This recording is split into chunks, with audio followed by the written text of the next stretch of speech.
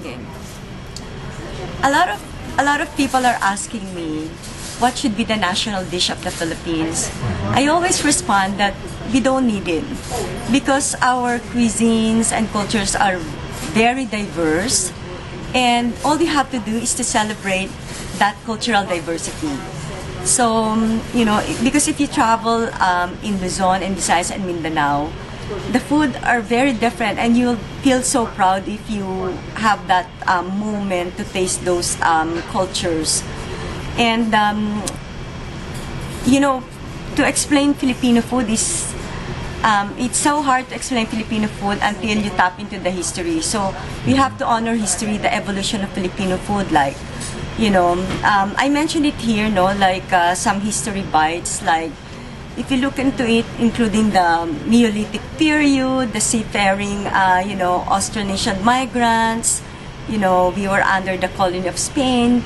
At the same time, we also have Muslim leaders prior to colonization of Spain, because in 14th century, in 15th century, there's already Datu Sharif Kabungsawan, an Arab Malay prince who introduced Islam in Mindanao, and then suddenly the culinary landscape changes, and then we became under the colony of Spain for more than 300 years.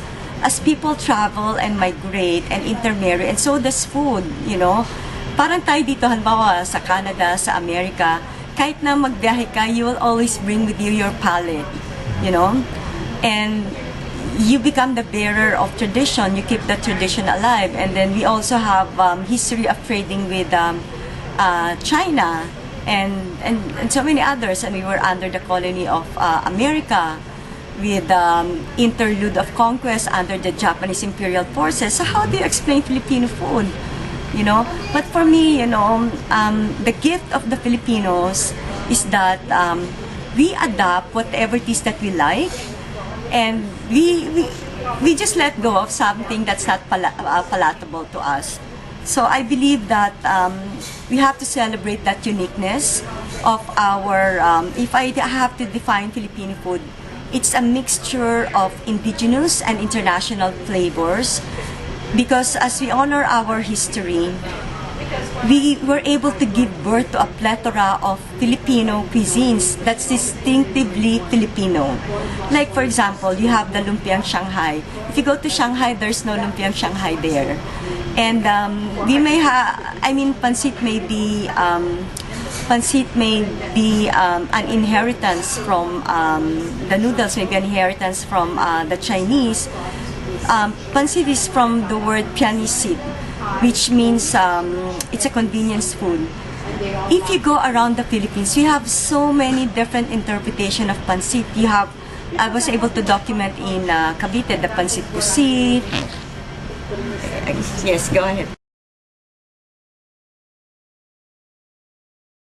For several years, I've been knocking on the door of the Philippine Department of Tourism to make culinary heritage as an economic driver through experiences. But over time, because there will always be change in leadership, But over time, it gets picked up, and especially now, food is becoming so sexy. But prior to that, I have already been doing this. So at one point, as I was knocking at the door of the Department of Tourism, they said yes.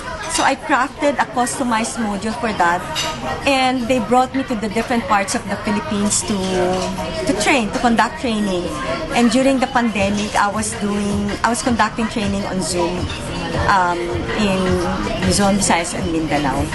So, and I've also gotten support from them for the production of the Philippine food holidays, and especially when I traveled around the country. So slowly, we're getting there, and I appreciate any support that I can get.